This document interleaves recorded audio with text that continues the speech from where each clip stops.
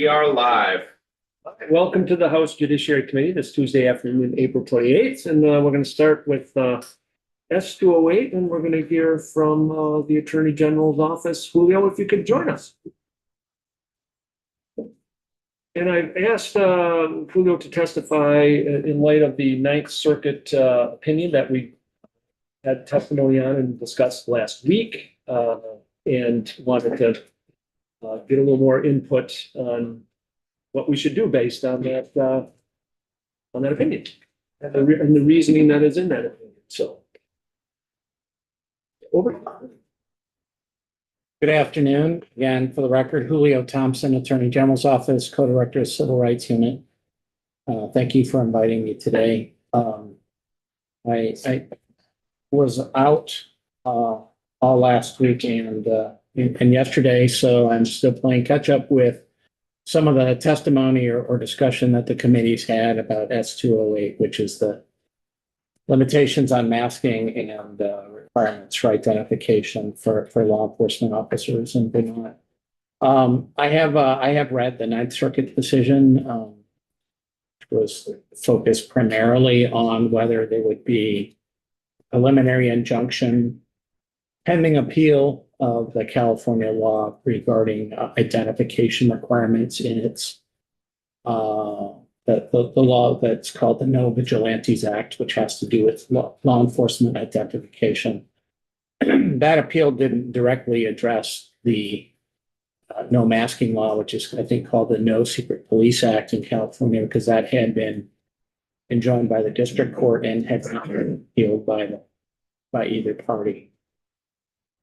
So I'm not sure exactly what you want me to address, and it might be better that a Q&A format is applicable. I will tell you where the decision, or where we are today in the Ninth Circuit. The court issued its decision on April 22nd, and under the rules that apply to the Ninth Circuit, the state of California has 14 days, I think that's May 6th, and to file, either ask the three-judge panel to reconsider its decision or clarify it, or to ask the entire or a majority of judges on the Ninth Circuit to take the case and consider it as a larger body. It's called en banc review. There are 29 active judges on the Ninth Circuit, and so they take a majority of those that would be drawn at random to decide whether to affirm, reverse, or clarify, or send back for clarification. There's been no indication what the state of California wants to do, and so that's kind of where it sits right now. Speaking generally about the Ninth Circuit decision, I can tell you that the federalism concerns that the court raised are similar to those that have been presented to the committee. The question at all times when you have a state law that affects federal actors is to what extent can a state apply a law which not only touches people who are either private citizens, local and state government, but also federal officials or federal entities, is always a matter of line drawing, because we know, for example, that from existing case law that the mere fact that one's a federal official doesn't exempt one from state laws that prohibit burglary, manslaughter, reckless driving, and the like. And so the question for a court in any case is whether a given law, if it is neutral on its face, and I think S208 is currently drafted, is neutral on its face, does it nonetheless impermissibly cross the line into regulating federal law enforcement? And the Ninth Circuit disagreed with the district judge and thought that it did, because it spoke to how federal law enforcement instructed its officers how to carry out their duties. So the cases that the Ninth Circuit referred to, going back to Supreme Court decisions to the 19th century, are the same ones that you've heard about from me and from other witnesses, including, I think, academic witnesses who have, spent more time than we in the Attorney General's office do on the history of some of the court's decision-making in this area. Nothing in particular stood out from the Ninth Circuit's decision, like it's a wholly unexpected. At the same time, again, because the Ninth Circuit is a large circuit, I would say that it wouldn't have been wholly unexpected if a different three-judge panel, randomly drawn from the 29 active judges, had reached the opposite conclusion. I think the questions are that close. There is language in the federal case law that provides support, could provide support for a different three-judge panel. And that said, I think that the analysis in the Ninth Circuit, I wouldn't say, held any surprises as to how they interpreted that California law as distinguished. The court was trying to distinguish that between, let's say, a general traffic law where you have to, obey stop signs, whether you're a federal officer or not. So that's kind of a very high level take on the Ninth Circuit decision. So just on that, well, not the stop sign example, but I've heard the speed limit example, that if a federal official was going way over the speed limit, but in hot pursuit of somebody and part of their federal, their official duties, could they be ticketed or not? I would have to look at the motor vehicle laws. I mean, Vermont's motor vehicle laws do contain exceptions for law enforcement officials. They don't distinguish between state or federal officials, as you might imagine. And that's true for other regulations as well. For example, in Vermont, there's a general prohibition on carrying a firearm inside of a hospital, but there's a law enforcement exception that is broadly stated that it doesn't specify whether it's state, local, or federal.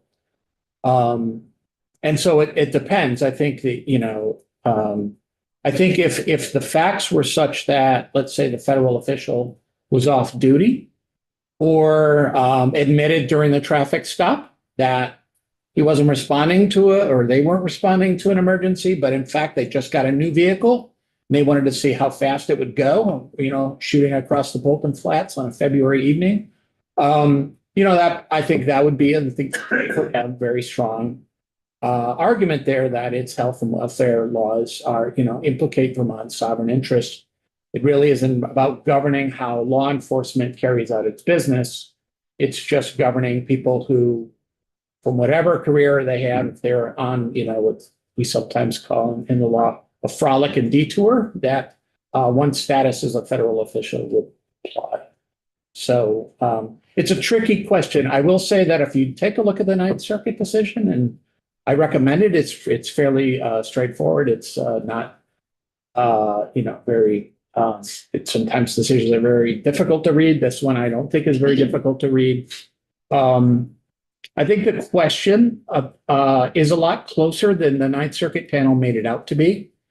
The district court in this case said, we think. What do you mean the question is a lot closer than the question of whether that neutral law crosses the line and impermissibly regulates the federal government? I think it's a lot closer than what the Ninth Circuit made it out to be. And that's not surprising. I should, in disclosure, when I talk about the Ninth Circuit, talking about a former employer of mine, at least for 1 year, right out of law school. And it's not, judges are, in addition to being judges, most of them are lawyers. And, and if they make a decision, they try to state it in the most persuasive way. But there it is. So the Ninth Circuit decision reads like it's very matter of fact that there is a difference between this law and a traffic law. And the district judge said just the opposite, with not that much analysis, and saying it is quite analogous to that. And it's just a question of, the Supreme Court hasn't really ruled on these kind of line drawing exercises because the Ninth Circuit said this law is targeting the federal government because it talks about law enforcement. And therefore, that's impermissible. That was the sort of analysis the Ninth Circuit was going for. But one could also say that a driving law targets drivers, right? There are tens of thousands of Vermonters who are not subject to driving laws because they can't drive. And so how you define a law as to whether it's targeted at somebody or it is a matter of choice. And once you frame the definition, then the decision might sound easier than it is. To use a more Vermont specific example, Vermont has a lot of covered bridges. State law requires every town and municipality to state weight limits for all of its roads. That I live on a dirt road. There is a stated weight limit for my dirt road, and it varies according to the calendars. You might understand. Federal dirt road veterans will know what I mean. So, the average covered bridge in Vermont can take about 3,000 to 6,000 pounds of weight. That's what they're rated for. And in all the towns in Vermont, you typically see, I think maybe in Tunbridge, it goes up to 8,000 pounds for one covered bridge. Using a very simple analysis, well, if it touches on federal officials, therefore it's impermissible. Well, there are, like federal armored personnel carriers, like that SWAT teams use, as well as state and local SWAT teams. And some of those weigh upward of 13,000 pounds. There's one that could be used by the military that weighs 40,000 pounds. And so, but it's a law that says 6,000 pounds is the maximum. And the mere fact that it would affect federal officials who can't drive their 13 or their 6-ton or 13,000 pound truck across a covered bridge, but might have to just go around the bridge at the roads. They have always roads or bridges that go around that, wouldn't really affect federal operations. And that sort of characterization, like, well, you just drive around the bridge, it doesn't really affect you. That's the sort of analysis that the district court took in California and said, hey, for most of your history, you didn't mask people who are making basic arrests in the immigration or other contexts. You didn't do that. So don't tell us it's essential. You don't even require it. Now you permit it, but you don't require it. And so the judge saw that that's not very different, to use my Vermontized example. That's not very different than saying, well, you can't drive across the covered bridge, because there are consequences to that, different consequences to the local population, but still state consequences that the federal government doesn't own. The state has to deal with that problem. And the Ninth Circuit said, well, no, if that law that, and maybe the limit might have been enacted after an incident happened where there could be a federal vehicle went across and wrecked a covered bridge, and then the town passes an ordinance that says, 6 tons is the limit. The mere fact that it might, touch upon federal operations, from the Ninth Circuit's perspective, would say that that's not something you can do. And we'll leave that to the federal government as to how they get to decide where to drive their trucks. So I think it's a matter of definition, and I think the Ninth Circuit, took one path and used very familiar arguments, I think, that have legal support. And I think the district judge also had some cases that she could quote and cite to that offered her some support. But I think in general, the question is a lot closer. And I might jump into the end here, but I'm curious of the piece, because I know yesterday, 849 became law. And one of the things that the governor stated was that questioning the constitutionality, but that the Attorney General's office was prepared to defend it. Yeah. And so I think that's always a piece that we're looking with these, when there's the question of constitutionality. Where does the Attorney General's office stand on this current version? Well, I think we would be obligated, and we would be able to defend this law. What we can't tell you, because we can't tell the truth, the future, or predict what individual judges will say. We don't know what the outcome would be in district court or in the Second Circuit. We're in the Second Circuit, and just because of the scheduling, just because of the tightness of scheduling, I haven't looked at all of the decisions that are within the Second Circuit. That's not only the Court of Appeals, but the district courts in New York, Vermont, and Connecticut. Those are the 3 states in the Second Circuit on these questions about when you can have a state law and where it might affect federal officials. We do know, for example, that, state income taxes can apply to federal employees, even though that has the effect of making federal employees poorer than they otherwise would be. And so, it's hard to say. But I think there's language, and even in some of the court decisions that the Ninth Circuit cited, that suggests that there is more room than the Ninth Circuit was willing to accord California in that. Now, whether the Second Circuit would agree with that, I don't know. We do have, as you might, it's a big country, lots of federal judges. I mean, we do have cases where on different areas of law, the Second Circuit has one position, the Ninth Circuit has another, or we're next door neighbors to Massachusetts, the First Circuit. The First Circuit might have a different view than we do in the Second Circuit. So there certainly is room for the Second Circuit, and I would have said earlier for a different panel in the Ninth Circuit to have come up with a different decision, relying on the same body of case law, and not just because we haven't had cases quite on this topic. We now have one case in California that's close, but we just don't have a lot of case law there, and it's sometimes the Supreme Court says, there's a firm line, and another time the Supreme Court says, well, when we're looking at that, we have to take a functional approach, and the court will start talking about the burdens. The Ninth Circuit said, no, you don't look at burden.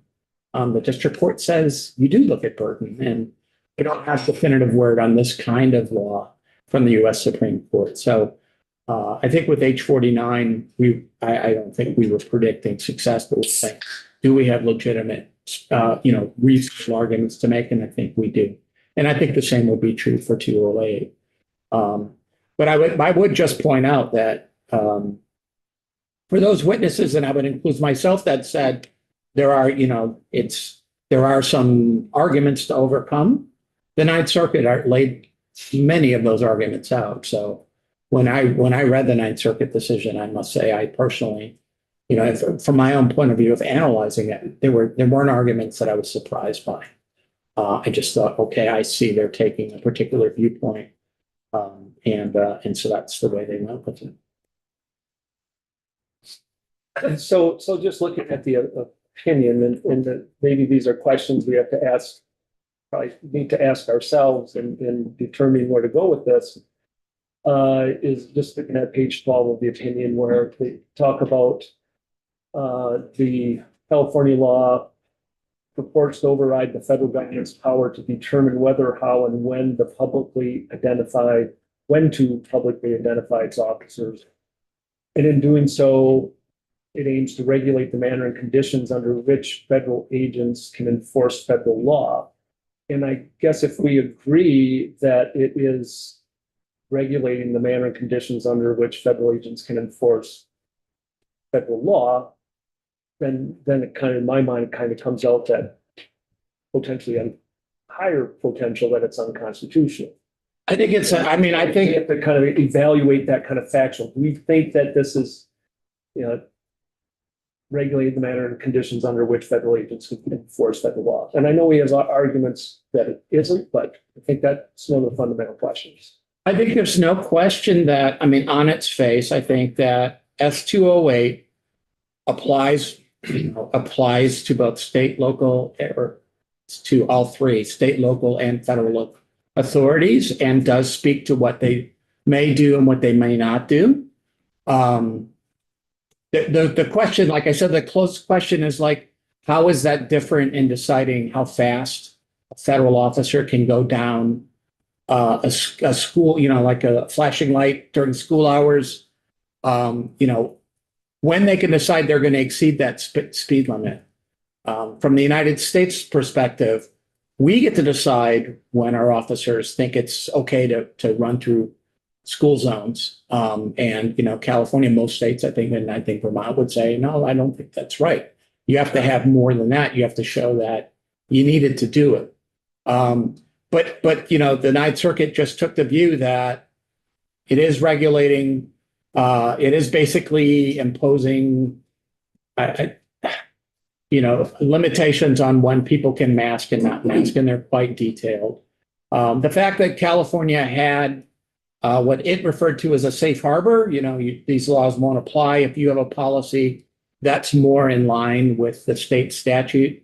That the Ninth Circuit said that safe harbor isn't really safe at all, because all you're doing is saying, well, now you're telling the feds not only either to dress or behave this way when they mask or ID themselves, but now you're telling them that they have to write a policy that they otherwise didn't want to write. And that's direct regulation as well. And I think that's an argument I think that is a perfectly logical argument that giving, the proposed or I think the contemplated off-ramp that California gave to the federal government, I'm not surprised that the Ninth Circuit said that won't work because there's still the proviso that whatever policy you write, you still have to step in line with what California wants and maybe articulate more exigent circumstances, but you still have to articulate exigent circumstances. So I think that is,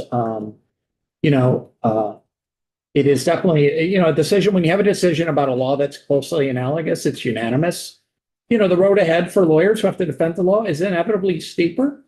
It doesn't mean it's not traversable, but it's definitely, it definitely makes the case more difficult, or similar laws more difficult to defend, though not impossible to defend. And again, the gauge probability is very hard for us to do. We don't do that. And this is a question that I would like to ask you, but don't expect an answer because and don't want an answer, actually. It's kind of interesting. Well, no, it's interesting because That makes a statement. I know. well, no, there'll be a question. I just don't want an answer. Just to be clear, I'm laughing only because other people are making me laugh. It's a statement if it actually ends in a question. But as by way of background, that's my setup statement that Sure. I will ask the interrogator to connect it up as witness after I've set it up. Can I make a suggestion? Well, we don't have a lot of room to do this. Yes. Well, in that case, I'm going to really take you down the slow road. So when I was attorney at the Department of Justice, and my clients were doing something that is like, yeah, I have reasonable arguments. I have arguments I can make straight faced. Right. But I think we have like a 20% chance of winning. So I suggest you go back and do that environmental impact statement again, or don't have us keep on going in this litigation. I can't ask you that question because you're the Attorney General. You ask me how do I advise a client? Right. So you can't advise the legislature in part because if we go down the road, which I think we have less than a 20% chance of prevailing in the Second Circuit. But if for some reason the body decides that that's not the case, you're going to have to go in there straight faced. Yeah. Straight face. Am I using that term? You're going to have to defend this. So I'm not asking you to give me that because you wouldn't give it to me even if I asked. Legislative counsel is it's just kind of an awkward thing because, I think we have to make our own judgments and legislative counsel isn't going to give us a percentage chance either. So yeah, I don't want you to answer that question. Is this like share privilege or something? Well, no, I just want to get that out there as far as, we're talking about there are No, I didn't want you to go into reasonable detail. there are arguments that can be made. Of course there are. You're called lawyers. Right, that's what we do. We come up with arguments. Yes. Yeah. So is there any attorney that we have access to as legislators to sort of ask that Well, you question? can ask your legislative counsel when offline and there's an attorney-client privilege that we have with the Yeah. legislative counsel. But anyway, it's been laid out. So other questions for William on this? One question. Any other long statements that don't really end in? It's a question not for a witness, but how are we going to move forward in figuring this out? Well, my view is that having read the opinion, having talked to, legislative counsel going over it in here, is I think it's very much an uphill battle. That my understanding is the Second Circuit has not been very favorable to these kinds of arguments. That's a really high level understanding. and that we should not push, I mean, that we should ask for the policy for state and local. But it seems like there's too high of a risk that this is, I feel it's unconstitutional, even though I think there's some arguments. So in the past, when we've had like a firearm bill, and there's been, actually Joe Andriano and I disagreed on whether we thought it was constitutional or not. He thought it was unconstitutional. I thought it was constitutional. I thought we had good arguments. So I proceeded to vote and agree with that. In this instance, yeah, there may be some arguments, but I fundamentally think that this is unconstitutional. And I agree with what the Ninth Circuit had. So I'd be hard pressed to vote for this. So you're looking for some interest from us, otherwise that's gonna be the. Yeah, that's where I am. I can say, I can. So I mean, having a little discussion there, but that's kind of where I am. There's one thing I wanted to mention about the existing, or at least draft, and I don't know whether it's of interest to the committee, so feel free to stop me. There is, since I last looked at the bill, a new non-severability provision saying that if any part of the law is declared unconstitutional, then the whole thing goes away. It does, that seems pretty straightforward, but in practice, it may not be that straightforward, because if there were a legal challenge, let's say becomes law tomorrow, federal government sues next week, it could be that a district court doesn't, because the case hasn't been fully litigated, says, it looks like it may be unconstitutional, so I'm going to block it. I'm going to issue a temporary injunction. And then we'll let the case proceed, but we're going to maintain the status quo so the law cannot go into effect. That's what happened in California with respect to its mask law. And now the Ninth Circuit has said that's what's happening with the ID law. The case is still going on. And so the courts reserve the right to say, you know what? We got better briefing. We thought about it, slept on it more. We think it's constitutional. So it may take years for a courts or the courts to say finally whether it's invalid or not. And so the question for me, looking at the law, which does have time-sensitive requirements for the Criminal Justice Council to develop a policy by, I think, next January. And it just wasn't clear to me what the committee or the folks who were, and it could be Ledge Council, the folks who were thinking about the non-severability law, whether that would operate at all if, 2 weeks from now, a federal judge says, we're going to block this temporarily.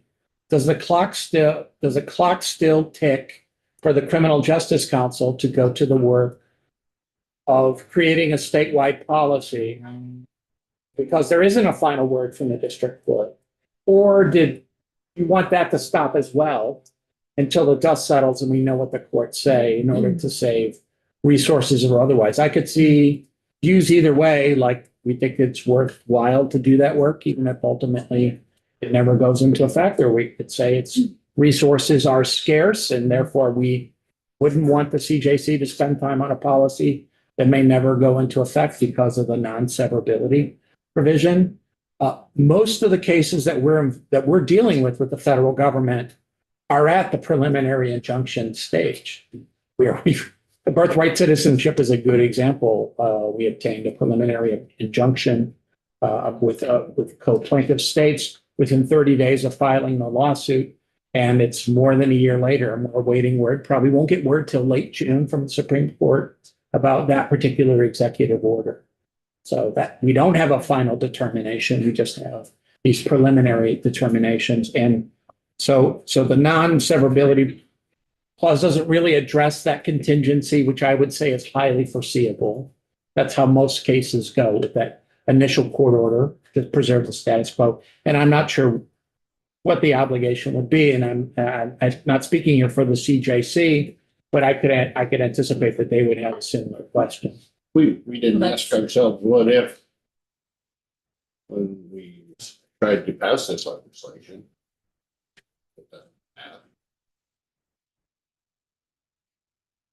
Makes sense to you? Yeah, no, I don't. Well, no, I mean, we didn't think you would go, yet we put it forward, so we put something in there as a backup, so now that we wait, or we would have to just go by the way we wrote it. figure out where does it stand at that point. You mean if the current draft that we have with severability goes streaming? Yeah. I mean, I think that a bill is draftable to say if there is a preliminary injunction or for any part of the bill, then X or Y happens, either it proceeds or it doesn't proceed. That's a choice for the legislature to make. I don't think it's a question that like your hands are tied. It's just a question of what you want to do. And I think that usually with severability clauses, a lot of cases, there's just one challenge and it's just decided. But we know with these state federal issues and many dozens and beyond the state of Vermont, hundreds of cases dealing with state, federal, local issues that you can have these preliminary orders that are in effect for years. And this just doesn't say one way or the other what the legislature or this committee would want to do. And so, you know, that would be a question that I think the CJC would and other folks who are involved in that would naturally ask is like, are we supposed to go ahead or not? And I'm not sure I could tell them based on the current draft. So. So I listened to the testimony with Chief Burke and Director Burkell that had some issues with the policy. And then there was the alarm. Did you guys ever take any more testimony on that? Mr. Brickell sent, I thought, I'll double check to make sure. I took my notes at home, so I don't have them with me. So, Yeah. but I don't remember. Let me see if he sent that to everybody. I thought he sent something to the committee, but if not, I'll have it posted. Can I share where I landed on that? Because I think he landed with the recommendation of having the law enforcement review board come up with a model policy or review this piece of it. And so that's what I'm hearing you, Chair, say, that just stick with that piece.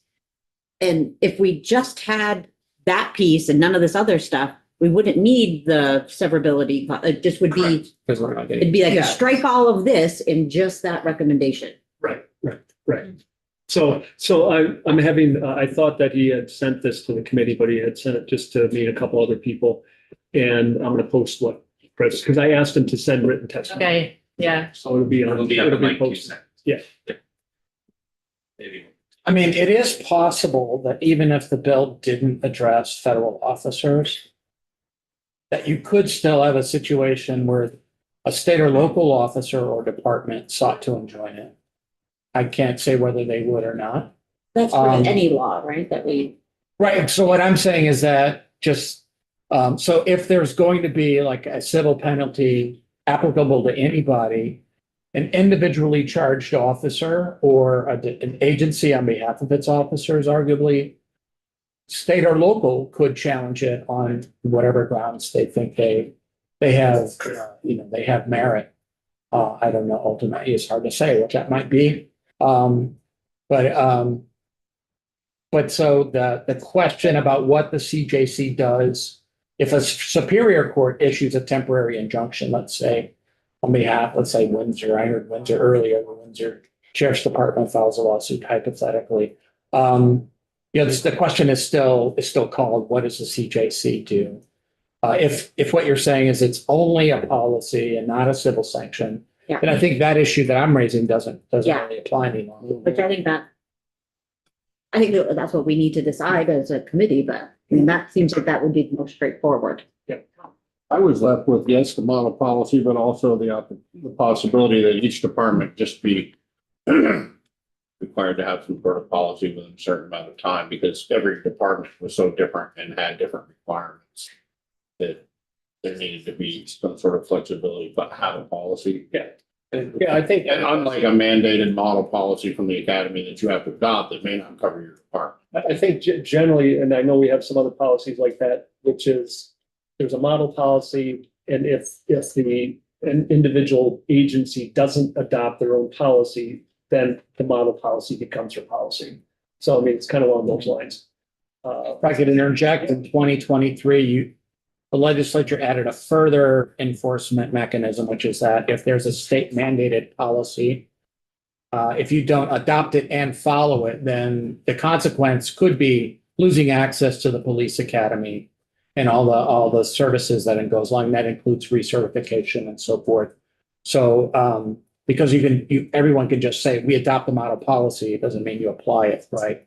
So that was added in 2023. So there is a further consequence, and that would apply to not just the fair and impartial policing policy, which is the most well-known. There's a statewide body worn camera policy, for example, and I think it's use of force policy also. That's statewide. And so that's kind of that's the existing mechanism that would apply to any agency where you have to follow the CJC.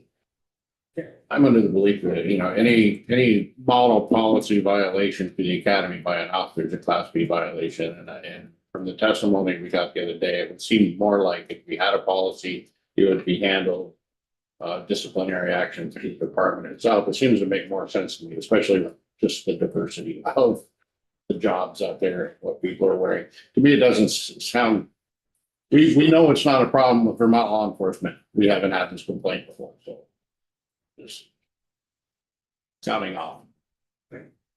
So I suggest that we look at some policy language, ones of what we're talking about. I don't think necessarily going the direction of fair and impartial policing policy necessarily, at least initially to take a look at it. And I know I did schedule Chief Burke on behalf of the LEAB to testify tomorrow in case that's where we're ending up. And that's what I would suggest, is that we take a look at that tomorrow and we can still further discuss if that's the route we want to go, or if we want to roll the dice on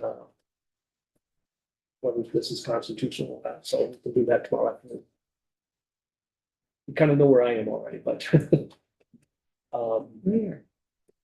think it's okay. Sorry. All right. So anything else for Julio on this? So we're gonna we have Rick coming at 2 to walk through 209, an amendment, and then we have a few witnesses after that. Hopefully you can stick around a little bit. I think I'm on the list. As well. Still want me. But we'll take a break until 2 o'clock.